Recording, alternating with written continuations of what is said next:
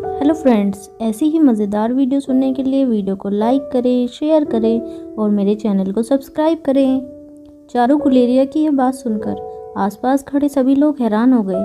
चारू ने ऐसी बात कही थी कि सभी लोग शर्मिंदा होकर अपना सिर झुकाए खड़े हो गए।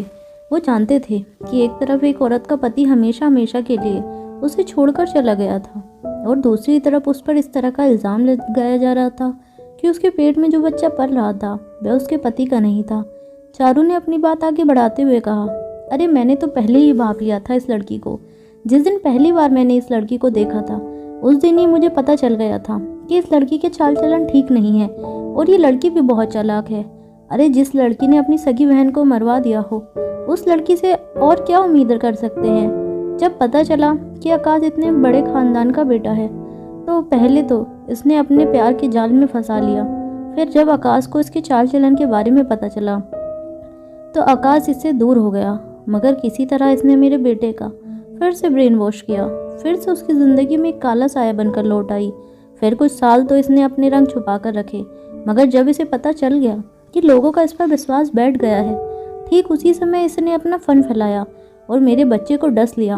आकाश को हमेशा हमेशा के लिए हम सबसे दूर कर दिया। अरे ऐसी लड़की को तो नर्क में भी जगह नहीं मिल सकती। मैं अच्छी तरह से जानती हूँ कि इस लड़की का निजी मकसद क्या है।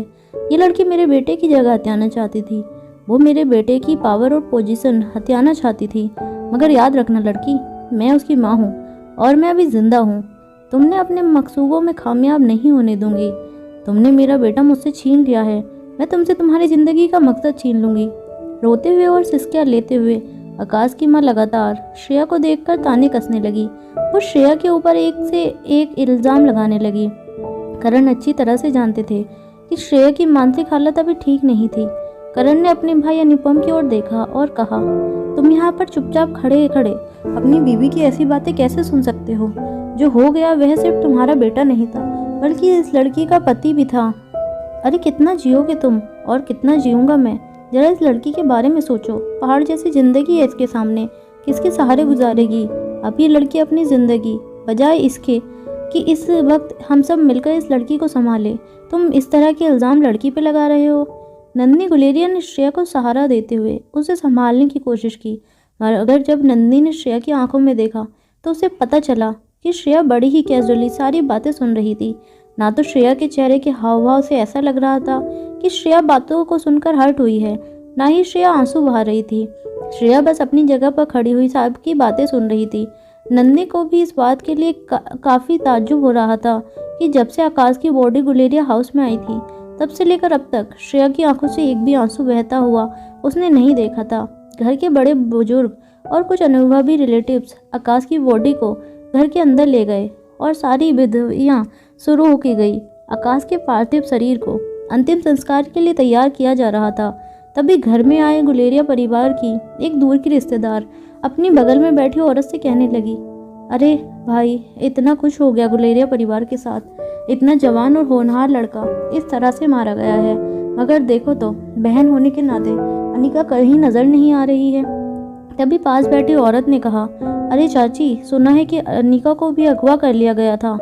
इस पर एक औरत ने हामी भरते हुए कहा, अरे हाँ, इन बड़े लोगों की तो बात ही कुछ अलग होती है। कहने को तो ऐसो आराम से रहते हैं और दिखाने के लिए सभी लोग मिलजुल कर रहते हैं, मगर एक बात कहूँ, राजा की गद्दी हथियाने के लिए राजा के आसपास रहने वाले लोग ही सबसे ज़्यादा जहरीली साजिशों को अंजाम देते हैं। मैंने तो सुना है पिछले दिनों आकाश और रोहित के बीच में काफ़ी अनबन हुई थी। मैंने तो ये भी सुना है कि आकाश ने रोहित की कंपनी को पछाड़ दिया, इसलिए आकाश और रोहित के बीच में काफ़ी बड़ी दुश्मनी खड़ी हो गई थी। रोहित वापस अपनी बादशाहत चाहता था और ताज़ा मिली बादशाहत आकाश इतनी आसानी से छोड़ने वाला नहीं था। और फिर हम सब तो आकाश के स्वभाव को जानते ही हैं, कितना नेक और शरीफ लड़का था, उसूलों का बिल्कुल पक्का, सबका आदर करता था। जरूर उस रोहित ने ही ऐसे कोई दाव खेला है कि बाजी पूरी तरह से पलट गई है। तभी एक औरत ने अपने चेहरे पर हाथ रखते हुए कहा, तो तुम कहना क्या चाहती हो? उस औरत को जवाब देते हुए बूढ़ी मौसी ने कहा, अरे भाई, सौ मुंह और सौ बातें, किसकी बात सच है और किसकी बात झूठ अब ये तो हमें पता नहीं लग सकता, मगर मैं ये तो दुनियादारी देखते देखते बूढ़ी हो चुकी हूँ। इन आंखों ने बहुत कुछ देखा है, प्यार भरे रिश्तों को करवाहट में बदलते देखा है और एक दूसरे की जान के दुश्मन को गले लगाते हुए देखा है। अब यह मंत्री बनने वाले रोजगार को भी देख लो, वैसे तो गरीब का मसीहा है, मगर मैंने तो यहाँ तक सुना है कि अपनी माँ की कुर्सी पर बैठने के लिए उसी ने दमयंती देवी का मर्डर कराया है। अब जहाँ आज की दुनिया में बादशाहत कायम करने के लिए बेटा अपनी माँ की जान की परवाह नहीं करता, वहाँ रोहित और आकाश तो एक दूसरे के सगे भाई भी नहीं थे। जैसे ही उन औरतों ने ये बात कही, नंदिनी ठीक उसी वक्त श्रेया को अपने कमरे में ले जा रही थी। श्रेया के कान पर यह बात पड़ी, तब श्रेया ने आगे बढ़ते हुए कदम अचानक रोक लिए। नंदिनी ने भी उन औरतों की तमाम बातें सुन ली थी। नंदिनी जानती थी कि ऐसी बातों का श्रेया पर इस वक्त क्या असर पड़ सकता था। श्रेया के बढ़ते हुए कदम रुके तो गए थे, मगर श्रेया के चेहरे पर अभी भी कोई हैरानी या परेशानी नजर नहीं आ रही थी। श्रेया मन ही मन गहरी सोच में डूब गई। तभी नंदिनी ने श्रेया की पीठ पर हल्की थपथपाहट देते हुए कहा, देखो श्रेया, इन लोगों की बातों पर ध्यान मत दो। ये लोग यहाँ पर हमारे दुख में शामिल होने नहीं आए हैं। ये लोग यहाँ पर चलता हुआ तमाशा देखने आए हैं। किसी की जिंदगी या मौत इनके लिए बस एक तमाशा है, एक एंटरटेनमेंट का जरिया है। मगर तुम प्लीज़ इनकी बातों से डिस्टर्ब मत होना। तुम चलो ऊपर अपने कमरे में चलकर तैयार हो जाओ। मैंने तुम्हारे कपड़े तैयार करके तुम्हारे कमरे में रखवा दिए हैं। श्रेया को समझाने के बाद श्रेया को लेकर लिफ्ट के जरिए श्रेया को अपने कमरे में ले गई। गुलेरिया हाउस में धीरे धीरे लोगों का तांता बढ़ता जा रहा था। भीड़ इतनी बढ़ गई थी कि 10,000 स्क्वायर फीट का गुलेरिया हाउस का हॉल लोगों से बुरी तरह खचाखच भर गया था। आकाश के अंतिम संस्कार में शामिल होने आए लोग ये देखकर हैरान थे कि शहर भर के सारे बिजनेसमैन, पॉलिटिशियन और गुलेरिया परिवार के साथ साथ दूर दूर की रिश्तेदारी और दोस्ती निभाने के लिए लोग आ पहुंचे हैं। मगर मारवा हाउस से कोई अभी तक गुलेरिया हाउस नहीं आया था। लोगों के लिए काफ़ी शॉकिंग था। तरह तरह की बातें करने लगे थे लोग, मगर घूम फिरकर कहीं ना कहीं लोगों की सुई सिर्फ इसी बात पर जाकर अटकी थी कि अचानक आकाश के साथ हुए एक्सीडेंट के पीछे जरूर कोई ना कोई साजिश थी, और उस साजिश के पीछे मास्टरमाइंड प्लानिंग रोहित की हो सकती थी। आकाश की बॉडी के पास बैठे करण के पास आकर गुलेरिया ऑफ कंपनीज के मीडिया इंटरैक्शन के हेड ने धीरे से करण के कान में कहा, सर, मीडिया वाले आपसे मिलना चाहते हैं। वो आपसे एक ऑफिशियल स्टेटमेंट चाहते हैं। मुझे लगता है आपको मीडिया वालों के साथ बात कर लेनी चाहिए। करण भी अच्छी तरह से जानते थे कि इतने बड़े परिवार और इतने बड़े बिजनेस हाउस का रिप्रेजेंट होने के नाते उनका मीडिया वालों के साथ बात करना जरूरी था। अपनी जगह से खड़ी होकर भीड़ के बीच से रास्ता बनाते हुए करण अपने मीडिया इंटरेक्शन के हेड के साथ घर के बाहर लगाए गए एक छोटी सी प्रेस कॉन्फ्रेंस टेबल की ओर चले गए। घर के बाहर गार्डन में एक छोटा सा मंच बनाया गया था जिस पर करण अपने कुछ खास कंपनी के लोगों के साथ बैठ गए। शहर भर की और देश भर की तमाम मीडिया कंपनियां और न्यूज़ चैनल वहां इकट्ठे हुए थे। करण के सामने बड़े और छोटे माइक का एक ढेर लगा दिया गया था। तभी गुलेरिया ऑफ कंपनीज के एक खास आदमी ने अपनी जगह से खड़े होकर हवा में हाथ लहराते हुए मीडिया वालों को शांत रहने का इशारा दिया। जैसे ही मीडिया वाले शांत हुए, उस आदमी ने माइक पर अनाउंसमेंट करते हुए कहा, देखिए, अब आप एक के बाद एक करण सर से सवाल पूछ सकते हैं, मगर इतना याद रखिएगा कि अभी अभी गुलेरिया ऑफ इंडस्ट्रीज़ और गुलेरिया परिवार एक बहुत बड़े आगाज से गुजर रहे हैं, तो अपने सवाल सीमित रखिएगा। और आप सब वरिष्ठ पत्रकार लोग हैं तो अपनी जिम्मेदारी अच्छी तरह से जानते हैं। आपकी जिम्मेदारी आपके न्यूज़ चैनल के साथ साथ मानवता की ओर भी है, और मानवता को मद्देनजर रखते हुए आप अपने सवाल पूछिएगा। ये मंच और ये समय को ध्यान रखते हुए एक एक करके अपने सवाल पूछिए। तभी एक पत्रकार ने अपनी जगह से खड़े होकर करण से पूछा, सर, क्या आप बता सकते हैं कि आकाश सर की मौत कैसे हुई? मेरा मतलब है, हम सब ये बात तो अच्छी तरह से जानते हैं कि आकाश सर की कार का एक्सीडेंट हो गया था जिसमें उनकी दुखद मौत हुई, मगर हम सबके कानों पर अलग अलग तरह की खबरें पड़ रही हैं। हम चाहते हैं कि आप अपने मुंह से एक बार सच्चाई बताएं और हम सबके दिलों में बैठे शक को हमेशा के लिए मिटा दें। उस पत्रकार का सवाल सुनने के बाद करण ने एक गहरी सांस लेते हुए कहा, देखिए, मैंने अपना बेटा खो दिया है। गुलेरिया ग्रुप ऑफ इंडस्ट्रीज ने अपना सबसे काबिल राजा खो दिया है, और गुलेरिया ग्रुप ऑफ इंडस्ट्री पिछले कई सालों से मार्केट में ऊपर की पोजीशन पर बैठी है। इतने बड़े बिजनेस ग्रुप का हेड होने के नाते और इतने बड़े परिवार का मुखिया होने के नाते आकाश ने अपनी जिम्मेदारियां बखूबी निभाई थी। मगर आप सब लोग एक बात अच्छी तरह से जानते हैं कि आकाश ने जितना प्यार हासिल किया था, कहीं ना कहीं आकाश से जलने वाले लोग भी उतने ही थे। अब आकाश की मौत के बाद भी वो लोग चैन से बैठे रहेंगे। लोग तरह तरह की बातें उछालेंगे, यहाँ वहाँ से ऐसी ऐसी खबरें फैलाएंगे जिनका वास्तविकता से कोई लेना देना ही नहीं है। मेरा ये मानना है कि जो लोग ज़िंदगी में कुछ नहीं कर पाते वो लोग अफवाहें फैलाते हैं, और इस वक्त आप लोगों को अफवाहों से बचना है। मेरी आप सबसे हाथ जोड़कर विनती है कि आप सब हमारे परिवार की इतनी मदद कीजिए कि ऐसे समय पर अगर चाहे तो आप हमारे परिवार के साथ खड़े न रहें, मगर कम से कम हमारे दुख को मजाक बनाकर दुनिया के सामने तमाशा बनने आने का काम न करें। करण गुलेरिया की बात पूरी होने के बाद एक और प्रेस रिपोर्टर ने अपनी जगह से खड़े होकर पूछा, सर मैं ये जानना चाहता हूँ कि अब गुलेरिया ग्रुप ऑफ कंपनीज़ की क्या प्लानिंग रहेगी। मेरा मतलब है कि काफ़ी सारे शेयर होल्डर हैं जिनका भरोसा गुलेरिया ग्रुप ऑफ इंडस्ट्रीज से उठ चुका है। यहाँ तक कि मार्केट में ये भी खबरें भी फैलती जा रही हैं कि गुलेरिया ग्रुप ऑफ इंडस्ट्रीज अब कई सारे हिस्सों में बढ़ जाएगी। गुलेरिया ग्रुप ऑफ इंडस्ट्रीज़ के पास आकाश जैसे काबिल लीडर नहीं है। जैसे आपके रिटायरमेंट के बाद आकाश गुलेरिया ने अच्छी तरह से गुलेरिया ग्रुप ऑफ इंडस्ट्रीज़ को संभाल लिया था। यहाँ तक कि ये भी कहा जा रहा है कि आकाश गुलेरिया ने ग्रुप ऑफ इंडस्ट्रीज़ को वहाँ पहुँचाया जहाँ शायद आप भी ना पहुँचा पाते। तो अब जब आकाश गुलेरिया दुनिया में नहीं रहे तो आपको गुलेरिया ग्रुप ऑफ इंडस्ट्रीज़ का क्या फ्यूचर नज़र आता है? आप अपने स्टॉक होल्डर से क्या कहना चाहेंगे? क्या उन्हें अभी भी गुलेरिया ग्रुप ऑफ इंडस्ट्रीज़ के स्टॉक्स में बना रहना चाहिए या वक्त रहते कम से कम नुकसान करके निकल जाना चाहिए? तभी करण गुलेरिया ने अपनी जगह से खड़े होते हुए कहा, जिस तरह बाप के मर जाने के बाद बाप की सारी जिम्मेदारियां बेटे को उठानी पड़ती हैं, उसी तरह आज मेरा बेटा गया है और मैं मेरे बेटे की अधूरी जिम्मेदारियां अपने कंधे पर लूँगा। आज से गुलेरिया ग्रुप ऑफ इंडस्ट्रीज़ की बागडोर मैं संभालूंगा। मैं करण गुलेरिया बिजनेस के मैदान में फिर से अपना कदम रखूँगा और गुलेरिया ग्रुप ऑफ इंडस्ट्रीज़ को वहाँ ले आऊँगा जहाँ आकाश ने गुलेरिया ग्रुप ऑफ इंडस्ट्रीज़ को पहुँचाने का सपना देखा था। जब नन्ही श्रेया को लेकर अपने बेडरूम में पहुंची तब श्रेया ने देखा कि नन्ही सी गुड़िया जैसे पिंकी बालकनी में खड़ी नीचे हो रहे तमाशे को उदास चेहरे से देख रही थी। जैसे ही पिंकी को एहसास हुआ कि कमरे में कोई आहट हुई है तो पिंकी ने मुड़कर अपनी मम्मा को अंदर आते हुए देखा। पिंकी धीरे से श्रेया के पास चलकर आई और उसकी आंखों में आंखें डालकर कहा, पापा तो चले गए, अब हम क्या करेंगे मम्मा? श्रेया की हालत काफ़ी नाजुक थी। हॉस्पिटल से डिस्चार्ज मिलने के बावजूद श्रेया का शरीर काफ़ी कमज़ोर था। आकाश को मरा हुआ चेहरा देखने के बावजूद श्रेया की आंखों से आंसू नहीं निकले थे। ऐसा लग रहा था जैसे मनी मन श्रेया ने अपने आप को पूरी तरह से बदलने का फैसला कर लिया था। अब तक श्रेया के दिल बिल्कुल पत्थर की तरह बन गया था। आकाश की माँ ने श्रेया पर ऐसे ऐसे इल्ज़ाम लगाए थे जिसे सुनकर श्रेया की आत्मा मानो मर चुकी थी। श्रेया की पूरी जिंदगी दुनिया जैसे पूरी तरह से सुन पड़ चुकी थी, मगर जैसे ही श्रेया के कानों पर अपनी नन्ही सी बेटी पिंकी की आवाज़ पड़ी, श्रेया की आंखों से लगातार आंसू बहने लगे। श्रेया का चेहरा बिल्कुल किसी पत्थर की तरह लग रहा था, मगर आंखों से आंसुओं का सैलाब लगातार बहता जा रहा था।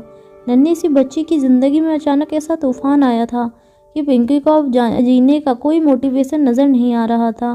पिंकी ने अपनी पतली और दबी हुई आवाज़ में अपनी माँ से कहा, पापा ने प्रॉमिस किया था कि नेक्स्ट मंथ हम तीनों एक ऐसी जगह पर घूमने जाएंगे जहाँ ना तो वह किसी का फ़ोन अटेंड करेंगे और न ही बिज़नेस की कोई बात करेंगे। पापा ने मुझसे कहा था कि वो मुझे स्पोर्ट्स की फील्ड से आगे बढ़ते देखना चाहते हैं। वो मुझे तुम्हारी तरह एक बेहतरीन डांसर भी बनते हुए देखना चाहते हैं। तुम ही बताओ अब मुझे क्या करना चाहिए? श्रेया के पास पिंकी की इन सारी बातों का कोई जवाब नहीं था। श्रेया की आंखों से लगातार आंसू बह रहे थे, मगर श्रेया का शरीर बिल्कुल किसी पत्थर की तरह जम चुका था। उसके शरीर में ना तो कोई मूवमेंट नजर आ रही थी और न ही श्रेया अपनी पलकें झपका रही थी। पिंकी का चेहरा पूरी तरह से लाल पड़ चुका था।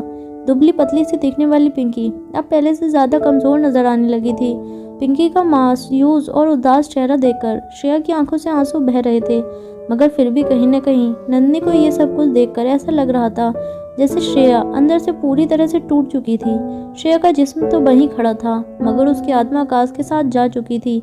अचानक श्रेया ने पिंकी के कंधे पर हाथ रखा और पिंकी को अपने गले लगा लिया। श्रेया की आंखों से बहते हुए आंसू लगातार पिंकी के कंधे पर गिर रहे थे। कुछ देर तक पिंकी को कसकर पकड़ने के बाद श्रेया ने पिंकी के कानों में कहा, हमें अब पापा के बिना जीने की आदत डाल लेनी चाहिए। पापा अगर दुनिया में किसी से सबसे ज़्यादा प्यार करते थे तो वो तुमसे करते थे। इतना याद रखना कि पापा जा चुके हैं, मगर पापा का सपना पूरा करना ही है अब हमारी ज़िंदगी का मकसद है। हम पापा के सपने को मिटता हुआ नहीं देख सकते। पापा मम्मा के पेट में पापा का एक अंश छोड़ गए हैं। कुछ ही महीनों में इस दुनिया में हमारा कोई अपना आने वाला है। पापा ने मुझे और तुम्हें जो प्यार दिया है, अब हमारा फ़र्ज़ है कि वही प्यार हम उसे दें और उसे पापा की कमी कभी महसूस न होने दें। जैसे ही पिंकी ने श्रेया की ये बात सुनी, पिंकी के मायूस और उदास लगने वाले चेहरे पर हल्की सी मुस्कान आ गई। पिंकी की ज़िंदगी में श्रेया काफ़ी वक्त के बाद आई थी। पिंकी ने अपना पूरा बचपन सिर्फ पापा के प्यार के सहारे गुजारा था। आकाश ने भी पिंकी को वह प्यार दिया था। ये पिंकी को कभी भी अपनी माँ के प्यार की कमी महसूस नहीं होती। यूँ कहा जा सकता था कि पिंकी की ज़िंदगी की डोर सिर्फ आकाश ने थाम रखी थी। बिना आकाश के पिंकी का सरवाइव करना बेहद मुश्किल था। श्रेया के बगल में खड़ी नंदिनी ने अपनी आंखों से यह सब कुछ देखा था। ऐसा नहीं था कि नंदिनी ने कभी पिंकी को प्यार देने की कोशिश नहीं की थी, मगर नताशा ने खास तौर पर इस बात का ध्यान रखा था कि नंदिनी कभी पिंकी के दिल में वह जगह न ले पाए जिससे पिंकी नताशा की हरकतों की पोल सबके सामने कभी खोल दे। नताशा खास इस बात का ध्यान रखती थी कि वह जितने भी जुल्म पिंकी पर करती थी, वह पिंकी किसी को न बता पाए। पिंकी ने अपने हाथों से एक छोटी सी गुड़िया पकड़ रखी थी। वह गुड़िया काफ़ी पुरानी लग रही थी, मगर पिंकी ने जो गुड़िया अपने हाथ में इस वक्त पकड़ रखी थी वो उसकी फेवरेट डॉल थी, जो आकाश ने उस वक्त पिंकी को लाकर दी थी जब वो 4 साल की थी। पिंकी का बचपन अपनी सौतेली माँ के साथ गुजरा था। नताशा ने पिंकी के साथ जो जो किया था, उसके जख्म आज भी पिंकी के दिल, दिमाग और उसके शरीर पर नजर आते थे। मगर ऐसी हालत में भी पिंकी ने अपने पापा को कभी कोई कंप्लेन नहीं की थी, क्योंकि वो जानती थी कि आकाश पिंकी से इतना प्यार करता था कि पिंकी पर अगर छोटी सी मुसीबत भी आती तो आकाश पूरी दुनिया को आग लगा देता। श्रेया के ठीक बगल में खड़ी नंदिनी ने ये सब कुछ देखकर अपने आप पर काबू नहीं रख पा रही थी। अब तक नंदिनी ने अपने आप को बांध कर रखा था, मगर नंदिनी श्रेया और नन्ही सी पिंकी की हालत देखकर अपने इमोशंस पर काबू नहीं रख पा रही थी। नंदिनी अच्छी तरह से समझ पा रही थी कि आखिर श्रेया और नन्ही सी पिंकी के ऊपर क्या बीत रही थी। सिचुएशन को संभालने के लिए नंदिनी ने अपने इमोशंस पर काबू पाया और पिंकी के दोनों कंधे पर हाथ रखकर कहा, चलो बेटा, अब मम्मा और तुम्हें तैयार होना है। आकाश भैया को आखिरी विदाई देने के लिए हम सबको नीचे जाना होगा। नंदिनी ने पहले से ही श्रेया के लिए कपड़े तैयार करके रखे थे। जब नंदिनी ने पहली बार श्रेया को सफ़ेद साड़ी में देखा तो वो अपने आंखों से बहते हुए आंसुओं को नहीं रोक पाई। जिस श्रेया को हमेशा ही उसने एक खूबसूरत गुड़िया के रूप में देखा था, उसे आज ऐसे सफ़ेद और फीके कपड़ों में देखकर नंदिनी की नज़रें बार बार झुक रही थी। वहाँ श्रेया ने ना तो अपने आप को आईने में देखा और न ही ये बात उसके दिल में थी कि वो इस वक्त कैसी लग रही थी। सफ़ेद कपड़े पहनकर श्रेया सीधे अपने कमरे से बाहर निकलकर नीचे की ओर जाने लगी। पिंकी का हाथ पकड़कर नंदिनी भी श्रेया के पीछे पीछे हॉल के लिए लिफ्ट के पास आकर खड़ी हो गई। नंदिनी ने देखा कि श्रेया को किसी बात का होश नहीं था। लिफ्ट के पास पहुंचने के बाद भी श्रेया ने लिफ्ट का बटन नहीं दबाया था। नंदिनी ने लिफ्ट का बटन दबाया और श्रेया की ओर देखा। श्रेया बस गुमसुम बिना पलके झपकाए लिफ्ट के बंद दरवाजे की ओर देख रही थी। जब नंदिनी पिंकी और श्रेया को लेकर नीचे हॉल में पहुंची तो अचानक ही लोगों के रोने की आवाज़ और भी ज़्यादा बढ़ गई। आसपास के लोग, दूर के रिश्तेदार, दुश्मन, दोस्त, सभी लोग श्रेया को हौसला देने के लिए श्रेया के पास आकर कभी श्रेया के कंधे पर हाथ रखते तो कभी श्रेया के सामने झुककर अपने हाथ जोड़ते। मगर श्रेया को देखकर ऐसा लग रहा था जैसे उसे पता ही नहीं था उसके आसपास क्या हो रहा था। श्रेया बस धीमे कदमों से अपनी बेटी पिंकी के साथ आकाश के पार्थिव शरीर की ओर अपने कदम बढ़ाने लगी। रीति रिवाज के मुताबिक आकाश को अंतिम संस्कार के लिए तैयार किया जा रहा था। जैसे ही पिंकी आकाश के पार्थिव शरीर के पास आई, पिंकी के होंठ कांपने लगे। पिंकी को देखकर ऐसा लग रहा था जैसे आकाश की मौत ने उसे इतना डरा दिया था कि अब पिंकी को ये लगने लगा था कि अब इस दुनिया में उसे प्रोटेक्ट करने वाला कोई नहीं था। पिंकी अपनी माँ श्रेया से बहुत प्यार करती थी, मगर ये बात श्रेया भी अच्छी तरह से जानती थी कि अपनी मम्मी और पापा में पिंकी अपने पापा को ज़्यादा प्यार करती थी। कुछ ही देर में आकाश के पार्थिव शरीर को घर के कुछ पुरुष सदस्यों ने अपने कंधे पर उठाया और घर के बाहर ले जाने लगे। रोने धोने का शोर बढ़ता रहा। श्रेया और पिंकी करण गुलेरिया के पीछे पीछे चलने लगे। करण के कहने के मुताबिक आकाश के पार्थिव शरीर को अंतिम विदाई देने के लिए यमुना नदी के किनारे पर सारा इंतजाम कर दिया गया था। आकाश के शरीर को एक बड़ी सी वैन में रखा गया। करण, पिंकी और श्रेया उस वैन में यमुना नदी के किनारे की ओर आगे बढ़ने लगे। एक साथ गुलेरिया हाउस से सैकड़ों गाड़ियाँ उस वैन के पीछे पीछे चलने लगी। ऐसा लग रहा था जैसे शहर की सारी गाड़ियाँ गुलेरिया हाउस से निकलकर यमुना नदी के किनारे की ओर आगे बढ़ रही थी। जब करण और बाकी लोग यमुना नदी के किनारे पहुंचे, तब करण ने देखा कि पहले से सारा इंतजाम कर दिया गया था। अंतिम विधि के लिए सारा इंतजाम पहले से पंडित और बाकी लोगों ने कर दिया था। आकाश के अंतिम संस्कार में बड़े से बड़ा पॉलिटिशियन और बिजनेसमैन शामिल हुए थे, मगर लोगों को एक बात से काफ़ी हैरानी थी कि काफ़ी वक्त गुजर चुका था, मगर अब तक मारवा हाउस से किसी को कोई खबर नहीं थी। हालांकि करण इस वक्त इन चीज़ों के बारे में बिल्कुल नहीं सोच रहे थे। तभी अचानक हंसराज मारवा करण के पास आकर कहने लगा, जो कुछ भी हुआ उसका मुझे बेहद अफसोस है। आकाश एक काबिल और होनहार लड़का था, उसूलों का भी काफ़ी पक्का था और बिजनेस इंडस्ट्री में उसका काफ़ी नाम था। हमेशा के लिए खो दिया। और साथ साथ मुझे इस बात का भी अफसोस है कि आपके इतने बुरे समय में भी मेरे खानदान से कोई आपका दुख बांटने के लिए यहाँ नहीं आया। मारवा खानदान की तरफ से मैं आपसे माफ़ी मांगना चाहता हूँ। चाहे हम बिजनेस राइवल ही क्यों ना हो, मगर मैंने आप लोगों को कभी अपना दुश्मन नहीं समझा। गुलेरिया ग्रुप ऑफ इंडस्ट्रीज़ आज नंबर 1 पोजीशन पर सिर्फ इसलिए पहुंची है क्योंकि गुलेरिया ग्रुप ऑफ इंडस्ट्रीज़ में वो काबिलियत थी, वो ताकत थी। बल्कि यूँ कहा जा सकता है कि आकाश गुलेरिया में वो काबिलियत थी, वो ताकत थी। मगर मैंने कभी सपने में भी ये नहीं सोचा था कि नंबर 1 की कुर्सी हासिल करने के लिए मेरा बेटा, मेरा अपना खून इतना नीचे गिर जाएगा। हंसराज मारवा की बात सुनकर करण के आसपास खड़े लोग सभी हैरानी से हंसराज मारवा को देखने लगे। कोई समझ नहीं पा रहा था कि आखिर हंसराज मारवा कहना क्या चाहते थे। हंसराज मारवा ने करण की ओर देखकर अपने हाथ जोड़े और कहा, मैं बहुत शर्मिंदा हूँ अपने बेटे को लेकर। ऐसे समय में भी वो यहाँ पर आकाश को अंतिम विदाई देने के लिए शामिल नहीं हुआ। मैंने उसे बचपन से समझाया था कि जो लोग हमसे ज़्यादा काबिल होते हैं वो हमारे दुश्मन नहीं होते, बल्कि उन्हें देखकर हमें सीखना है कि हम में ऐसी क्या कमी है कि हम उन जैसा रिजल्ट नहीं दे पाते। मगर क्या कहूँ, मेरा बेटा बचपन से ही काफ़ी ज़्यादा जिद्दी था। जो चीज़ उसने एक बार दिमाग में सोच ली, उसे हासिल करने के लिए वो कुछ भी कर सकता था। अब मुझे ही देख लीजिए।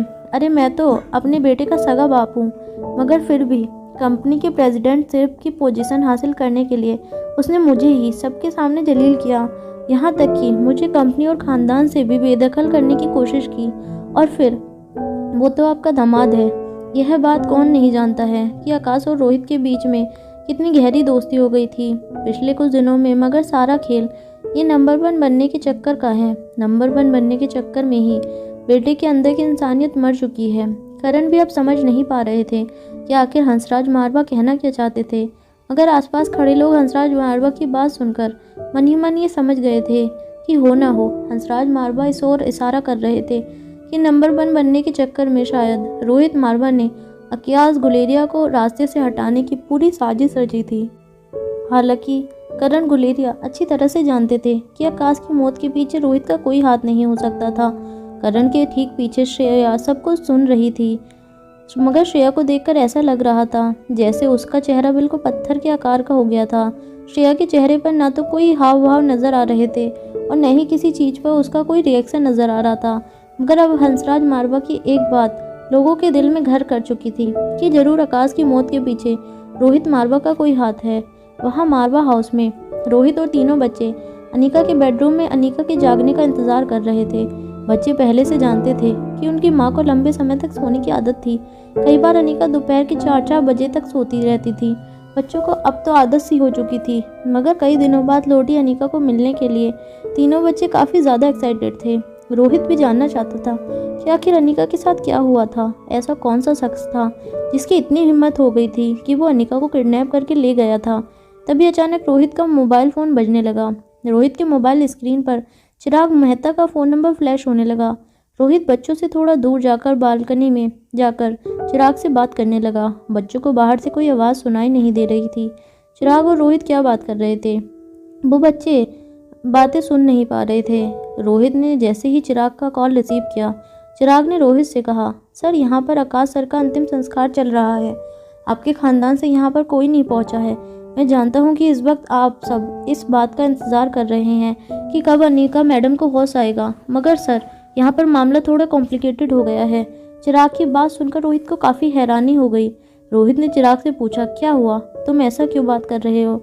देखो मुझे भी इस बात का अफसोस है कि ऐसे वक्त पर मैं आकाश को अंतिम विदाई देने के लिए वहाँ नहीं पहुँच पाया, मगर अनिका की हालत भी बहुत नाजुक है।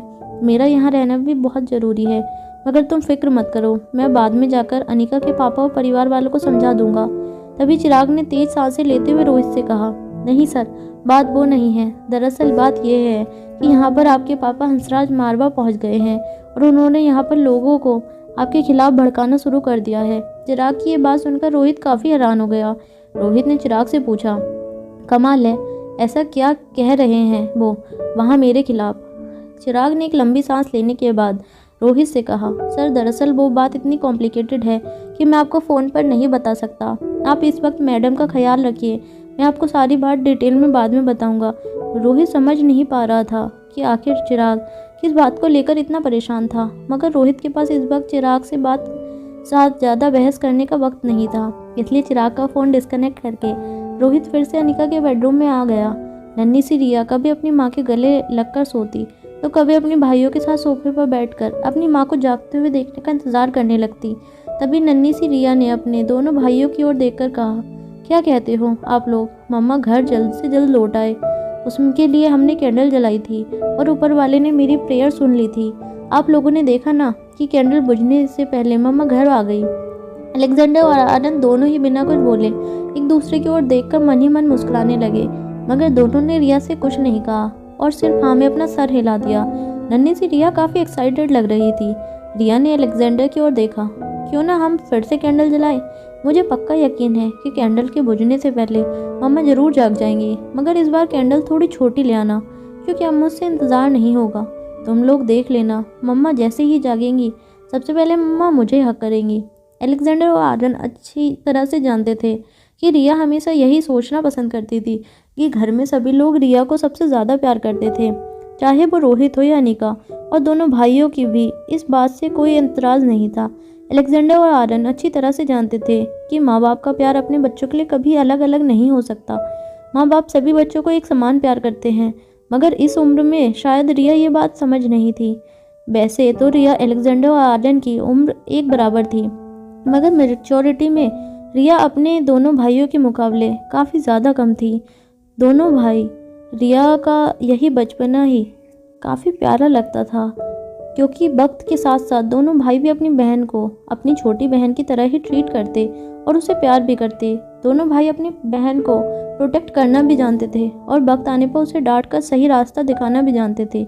रिया के कहने पर आर्यन और अलेक्जेंडर एक छोटी सी कैंडल लेकर आए।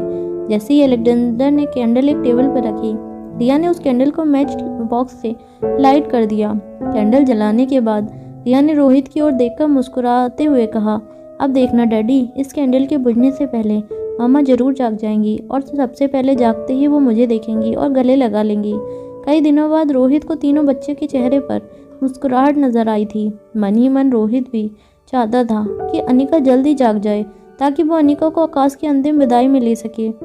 कहीं ना कहीं रोहित भी चाहता था कि आकाश के अंतिम संस्कार की विधियाँ पूरी होने से पहले एक बार अनिका भी आकाश का चेहरा देख ले, मगर रोहित ये भी अच्छी तरह से जानता था कि अनिका के जागते ही उसे इस तरह का मेंटल ट्रॉमा देना भी सही नहीं था। रोहित की खुद की समझ में नहीं आ रहा था कि वो अनिका के जागने के बाद उसे किस तरह से मिले। उससे पहले ये पूछे कि उसे किसने किडनैप किया था और उसके दुश्मन कौन थे, या फिर उसे पहले ये बताए कि गुलेरिया परिवार में इस वक्त क्या कुछ चल रहा था। वक्त बीतता गया और वक्त के साथ साथ बच्चों के साथ रोहित के दिल की बेचैनी भी बढ़ती गई। रोहित भी अब अंदर से जल्द अनिका से बातें करना चाहता था। कहीं ना कहीं वो अनिका को ये बताना चाहता था कि पिछले कई दिन उसने अनिका को कितना मिस किया था। अनिका ज़्यादातर कम बोलना पसंद करती थी। ज़्यादा अपने प्यार का इजहार करना अनिका को पसंद नहीं था और ना ही वो अनिका का नेचर था, मगर रोहित कहीं ना कहीं जानता था कि अनिका उससे बहुत प्यार करती थी। रोहित बार बार अपने प्यार का इकरार करके अनिका के लिए अलग अलग गिफ्ट लाकर अपने प्यार को एक्सप्रेस करने की कोशिश करता था, मगर अनिका ने ना तो आज तक रोहित को कोई सरप्राइज़ दिया था और ना ही कभी कोई गिफ्ट। कुछ ओकेज़न पर, जैसे ही कि रोहित के बर्थडे पर या फिर अनिका की और रोहित की शादी की सालगिरह पर, बच्चों की ज़िद की वजह से कभी कभार अनिका रोहित के लिए कुछ ले जाती थी, मगर उसके अलावा अनिका ऐसी बातों में ज़्यादा विश्वास नहीं रखती थी। रोहित भी अनिका का ये स्वभाव अच्छी तरह से जानता था। इस बार आर्यन और अलेक्जेंडर ने काफ़ी छोटी कैंडल लाकर रखी थी, आधे घंटे बाद कैंडल की साइज काफ़ी कम हो गई थी और नन्ही सी रिया के चेहरे पर टेंशन साफ नजर आने लगी थी। रिया अपने दोनों गालों पर हाथ रखकर कभी कैंडल की ओर देखती तो कभी अपनी मम्मा की ओर देखती, मगर अचानक जब कैंडल बुझने ही वाली थी तब रिया ने अनिका की आंखों में एक हरकत होती देखी। जैसे ही नन्ही सी रिया ने ये देखा, वो जोर जोर से चिल्ला उठी। रिया अपने डैड रोहित से कहने लगी, देखिए डैड, मम्मा जाग रही हैं। रिया की एक्साइटमेंट देखकर रोहित ने रिया के कंधे पर हाथ रखकर कहा, ओके ओके रिया, देखो मेरी बात ध्यान से सुनो। अभी जब मम्मा जागेंगी तब ज़्यादा शोर शराबा मत करना। हो सकता है कि अचानक ही शोर शराबा सुनकर मम्मा की तबीयत बिगड़ जाए। अगर मम्मा जाग जाती हैं तो हमें उन्हें कुछ दिन तक आराम देने हैं, ओके। अलेक्जेंडर और आर्यन रोहित की बात अच्छी तरह से समझ पा रहे थे, मगर रिया काफ़ी कंफ्यूज नजर आ रही थी। रिया के लिए यह ठीक ऐसे ही था जैसे अनिका हर बार रात को सोकर सुबह जागती थी। रिया के लिए समझ पाना बहुत मुश्किल था कि पिछले दिनों अनिका किन ट्रॉमा से गुजरी होगी, उस पर क्या बीती होगी। रोहित और तीनों बच्चे बिस्तर के बिल्कुल पास जाकर अनिका का चेहरा देखने लगे। अनिका के चेहरे पर हल्की हल्की हरकत नजर आने लगी थी। ऐसा लग रहा था जैसे धीरे धीरे अनिका होश में आ रही थी। कुछ देर बाद अनिका ने धीरे धीरे अपनी आंखें खोली। आंखें खुलते ही अनिका ने देखा कि अनिका के सामने रोहित, अलेक्जेंडर, आर्यन और रिया खड़े थे। अनिका को देखकर त्योहारों के चेहरे पर एक बड़ी सी मुस्कान आ गई। अनिका को आंखें खोलता हुआ देखकर नन्ही सी रिया अपने आप को कंट्रोल नहीं कर पाई। रोहित ने उसे बहुत बार समझाया था कि उसे मम्मा के जागने के बाद अपने एक्साइटमेंट को कंट्रोल में रखना है और ज़्यादा शोर शराबा नहीं करना है, मगर फिर भी सारी बातों को इग्नोर करते हुए अनिका ने जैसे ही आंखें खोली, नन्ही सी रिया जोर जोर से तालियां बजाने लगी और एक डांस का स्टेप करते हुए गाने लगी, वेलकम होम मम्मा, वेलकम होम। ये कहते हुए रिया बिस्तर पर लेटकर अनिका के गले लग गई और अनिका के ठीक बगल में जाकर सो गई। आर्यन और अलेक्जेंडर भी अनिका को देखकर मुस्कुराने लगे थे। आर्यन ने अटकती हुई आवाज़ में धीरे से अनिका के पास जाकर कहा, हेलो मम्मा, आप ठीक तो है ना। अलेक्जेंडर ने भी अनिका के पास जाकर काफ़ी रेस्पेक्टफुली कहा, मम्मा, हमने आपको बहुत मिस किया। रोहित के चेहरे की मुस्कान अब कम होने का नाम नहीं ले रही थी। ऐसा लग रहा था जैसे काफ़ी दिनों बाद रोहित ने राहत की सांस ली थी। रोहित और तीनों बच्चों की खुशी का अंदाज़ा लगाना बहुत मुश्किल था। तीनों की खुशी का कोई ठिकाना नहीं रहा था। नन्ही सी रिया ने अनिका का हाथ पकड़ लिया और अनिका का हाथ चूमने लगी, मगर तभी अचानक अनिका ने अपना हाथ झटक कर अपने पास खींच लिया और रिया और बाकी लोगों को हैरानी से देखने लगी। अनिका के चेहरे पर परेशानी देखकर अब रोहित के चेहरे की मुस्कान थोड़ी कम हो गई। रोहित अनिका के बगल में बिस्तर पर बैठ गया और अनिका की ओर देखकर कहने लगा, अनिका, तुम घर आ गई हो, किसी बात की फिक्र मत करो, यू आर एब्सोल्युटली सेफ। तभी अचानक अनिका बिस्तर पर झटके से अपने शरीर को रोहित से दूर ले गई। अनिका सर उठाकर रोहित और तीनों बच्चों की ओर हैरानी से कुछ देर तक देखती रही। धीरे धीरे बच्चों के चेहरे से भी स्माइल कम होती नजर आने लगी। तीनों बच्चे भी अनिका की ऐसी कंडीशन और रिएक्शन को देखकर हैरान हो गए। उनकी समझ में नहीं आ रहा था कि आखिर अनिका ऐसे क्यों रिएक्ट कर रही थी। नन्ही सी रिया ने अनिका को अपनी ओर कदम आगे बढ़ाकर कहा, मम्मा क्या हुआ, आप हमें ऐसे क्यों देख रही हैं? क्या आप हम सबसे नाराज़ हैं? मैं सच कह रही हूँ। आप चाहे तो अलेक्जेंडर और आर्यन से भी पूछ लीजिए। आप जब से यहाँ नहीं थी तब मैंने एक भी बार अपने गेमिंग टैबलेट को हाथ नहीं लगाया और ना ही मैंने गेम्स खेली। रोहित बड़ी ही हैरानी से अनिका के हर रिएक्शन को देखता रहा। अनिका को देखकर ऐसा लग रहा था जैसे वो रिया की बातें सुन तो पा रही थी, मगर वो समझने की कोशिश कर रही थी कि आखिर वो ऐसे क्यों कह रही थी। अनिका के चेहरे पर कन्फ्यूजन बढ़ता जा रहा था। अनिका को इतना परेशान देखकर अलेक्जेंडर और आर्यन भी हैरानी से एक दूसरे को देखने लगे। अलेक्जेंडर ने रोहित की ओर देखकर कहा, डैड, मम्मा को क्या हुआ? मम्मा इस तरह क्यों रिएक्ट कर रही हैं? अनिका के रिएक्शन देखकर अब अलेक्जेंडर और आर्यन के दिल की धड़कनें भी तेज होने लगी थी। उन्होंने इससे पहले अनिका को कभी इतना घबराया हुआ नहीं देखा था। रोहित भी अनिका की घबराहट को देखकर काफ़ी शॉक था। अनिका बड़े से बड़े दुश्मन से लड़ रही थी, बिना हथियार के क्रिस्टोफर की फौज से लड़ी चुकी थी, मगर रोहित ने भी आज तक कभी अनिका के चेहरे पर इतनी घबराहट नहीं देखी थी। रोहित ने अपनी आवाज़ धीमी करते हुए अनिका की ओर देखकर कहा, क्या हुआ अनिका, तुम इतनी घबराई हुई क्यों लग रही हो? क्या हुआ है तुम्हारे साथ? मुझसे बात करो, बताओ मुझे, तुम्हारी तबीयत ठीक नहीं है ना? तुम कैसा महसूस कर रही हो? रोहित बार बार अनिका को सवाल पूछता रहा, मगर अनिका के चेहरे पर घबराहट और कन्फ्यूजन बढ़ता ही जा रहा था। रोहित की समझ में नहीं आ रहा था कि अनिका ऐसे क्यों रिएक्ट कर रही थी। रोहित जानना चाहता था कि अनिका के साथ क्या हुआ था। धीरे धीरे रोहित की आवाज़ ऊंची होने लगी थी। रोहित को खुद को इस बात का एहसास नहीं हुआ था कि कब उसकी आवाज़ ऊंची हो गई। रोहित बार बार अनिका से पूछता रहा, क्या हुआ अनिका, बताओ मुझे, क्या हुआ है तुम्हारे साथ। तभी अचानक अनिका ने एक ही झटके से अपने शरीर पर ओढ़ रखी चादर को अपने शरीर से अलग किया और बिस्तर से खड़े होते हुए रोहित और तीनों बच्चों को की ओर देखकर कहा, कौन है आप लोग।